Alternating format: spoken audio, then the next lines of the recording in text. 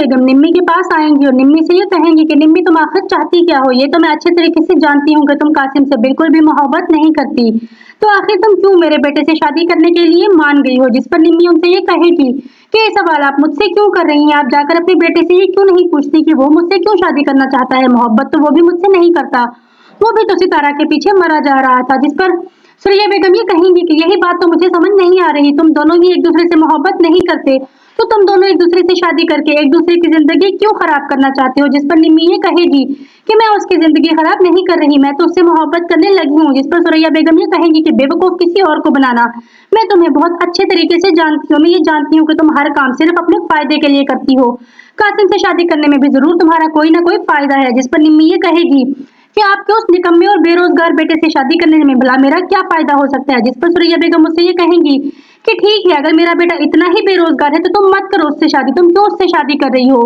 निम्मी ये कहेगी कि शादी तो मैं उसी से करूंगी, अगर आप रोक सकती हैं तो जाकर अपने बेटे को रोक ले कि वो मुझसे शादी मत करे। जिस पर सुरैया बेगम ये कहेंगी कि वो भी मेरी बात नहीं समझ रहा, लेकिन तुम दोनों सोच लो कि तुम दोनों बहुत ज्यादा पछताओगे, तुम दोनों ही एक दूसरे के साथ कभी भी खुश नहीं रह सकोगे, क्योंकि तुम दोनों के मिजाज ही एक दूसरे के साथ नहीं मिलते। जिस पर निम्मी ये कहेगी कि ये हमारा मसला है, आप परेशान मत हो, और मैंने तो आपके साथ कभी भी गलत नहीं किया, तो आप क्यों मुझे अपनी बहू बनाने से घबरा रही हैं। जिस पर सुरैया बेगम ये कहेंगी कि मैं तुम्हें बहुत अच्छे तरीके से जानती हूँ कि तुम कितनी तेज और चालाक लड़की हो, तुम जरूर मेरे बेटे को बेवकूफ बना रही हो। जिस पर निम्मी उनसे ये कहेगी कि मुझे आपके बेटे को बेवकूफ बनाने की कोई जरूरत नहीं है, वो तो वैसे भी बना बनाया बेवकूफ है।